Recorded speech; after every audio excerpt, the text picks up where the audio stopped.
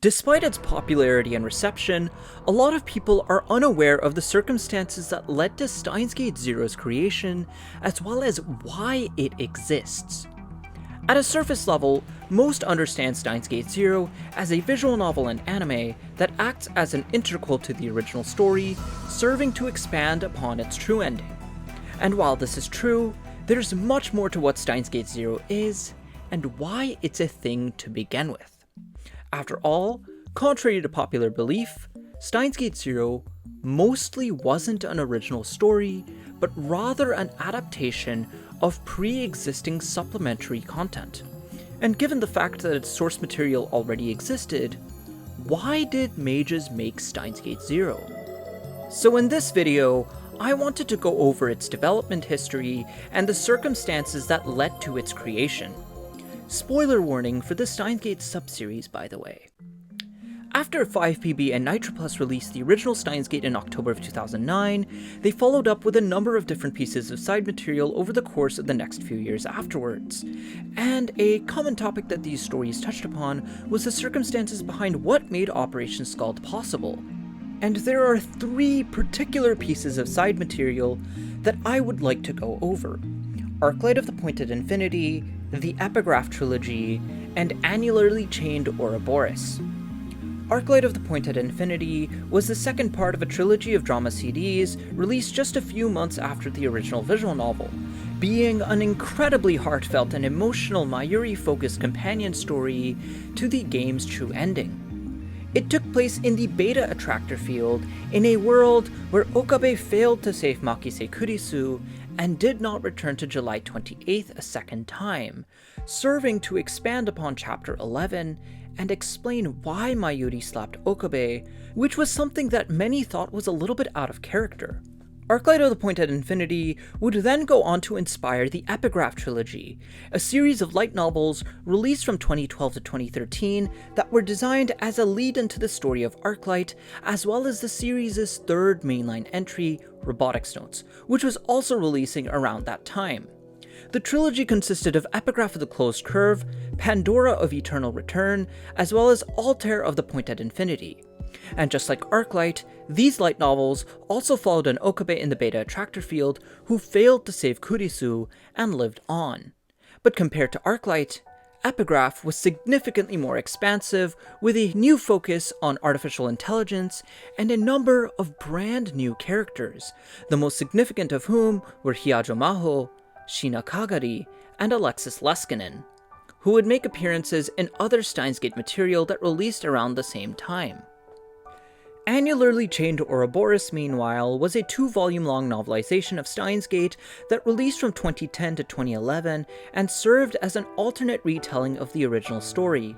It followed the same general plot as the visual novel, but with many little story additions and other minor differences along the way, where it introduced all sorts of different mechanics to the series.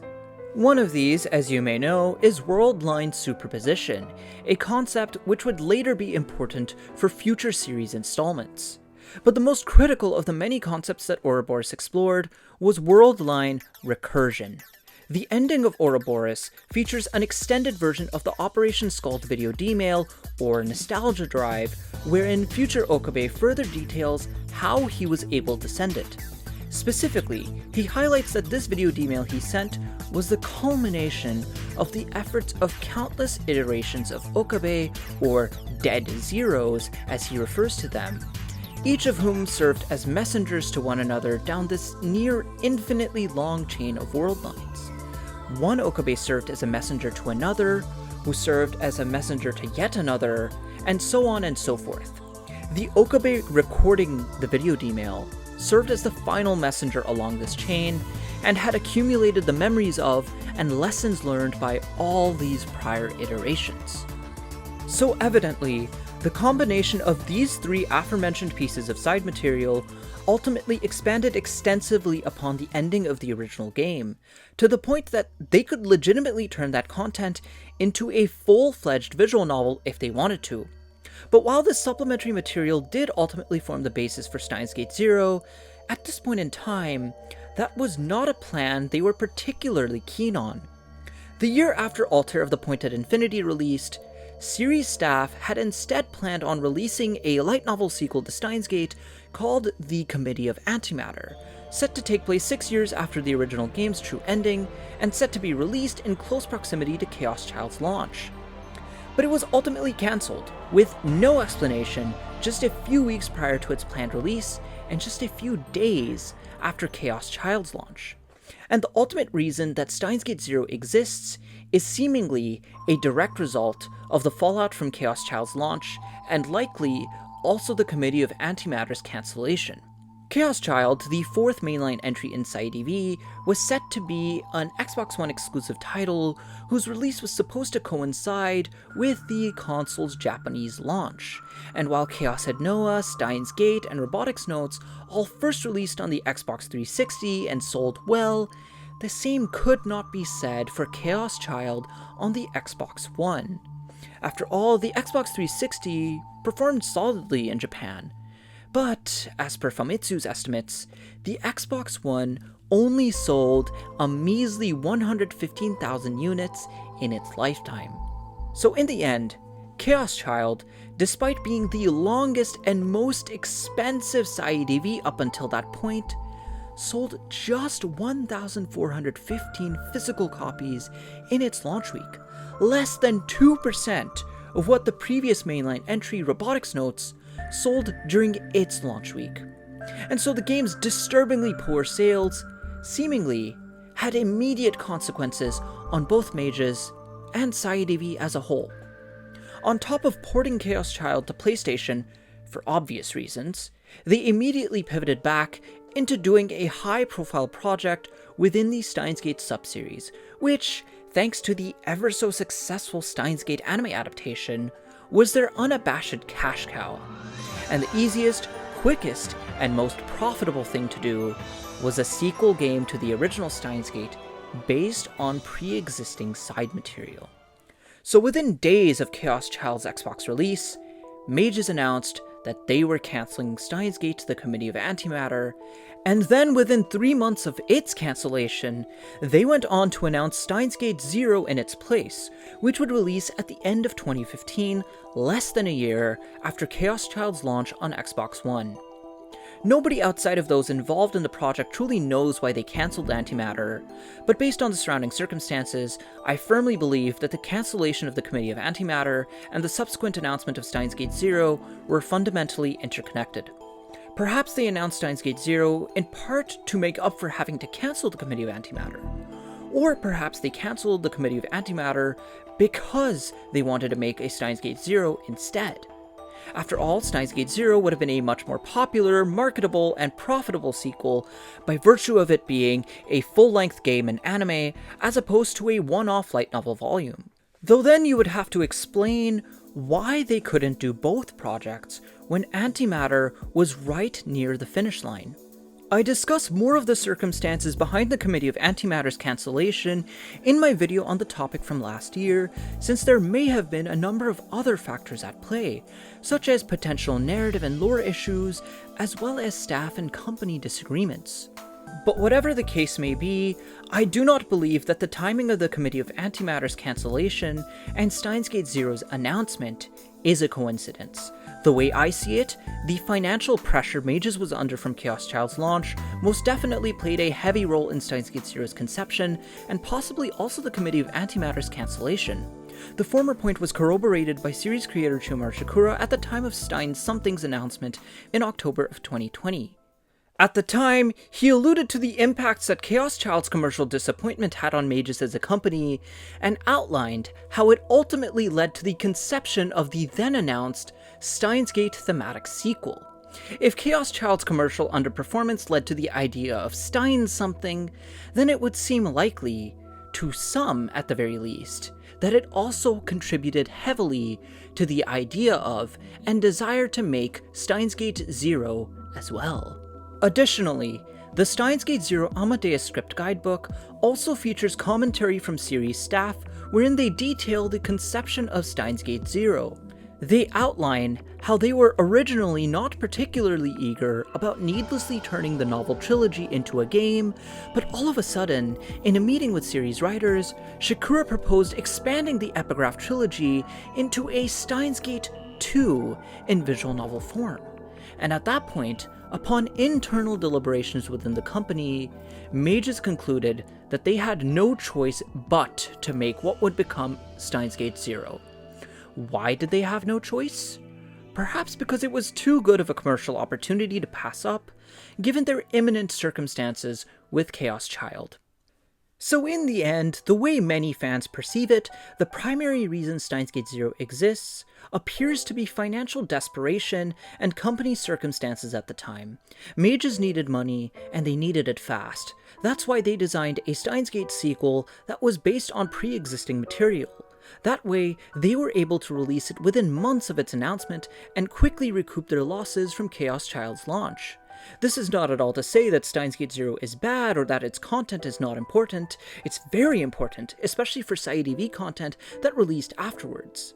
But given that much of its content already existed beforehand, and given the contemporary company circumstances, it is nonetheless often regarded as an IP that exists due to financial desperation.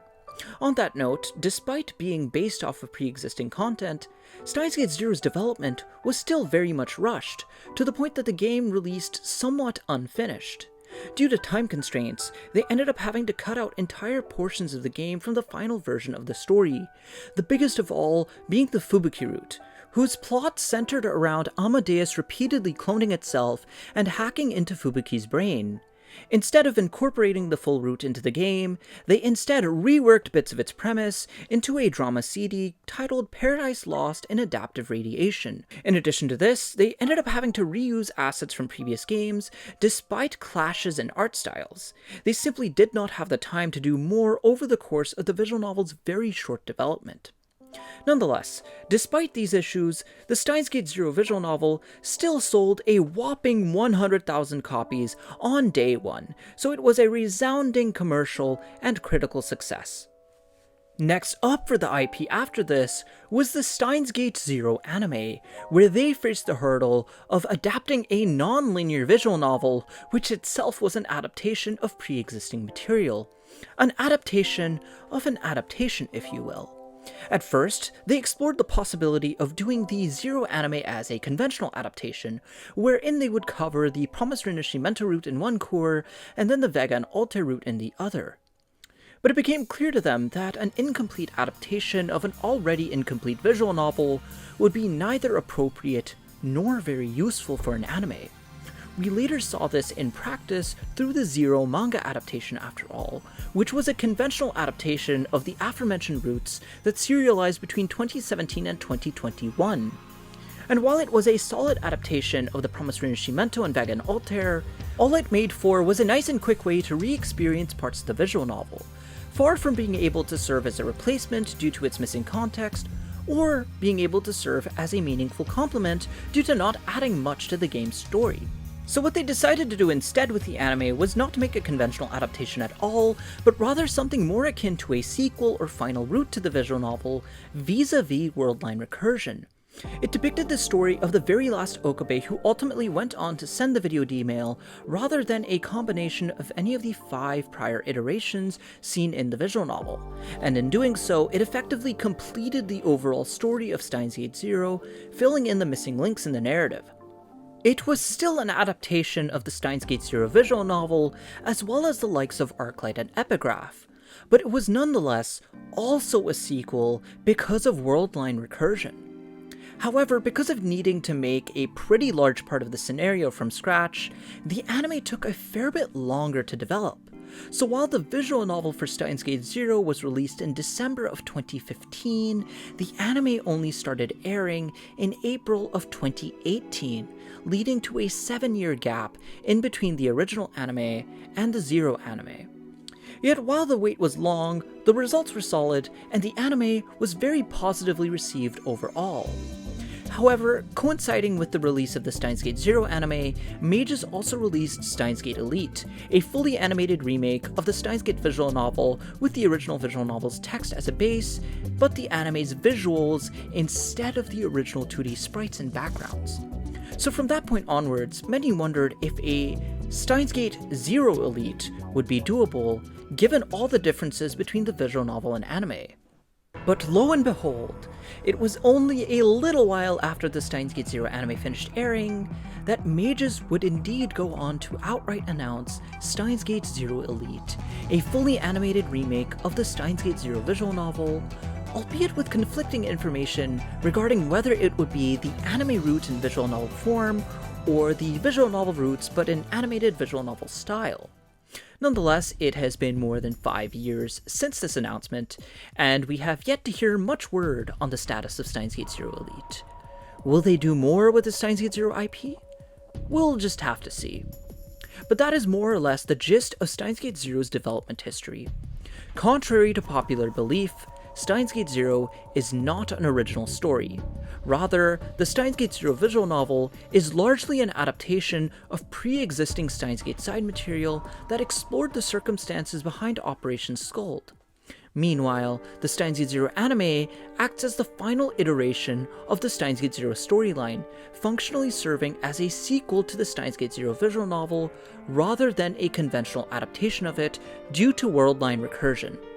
And the way much of the fandom sees it, the primary reason Steins Gate Zero exists at all is largely because of Mages' financial desperation in the aftermath of Chaos Child's Xbox One launch. Do you agree or disagree with this sentiment? And why? Please let me know your thoughts in the comments. Special thanks to Fasty, Enerovan, and Martin, and I'll see you later. エル、プサイ、コングル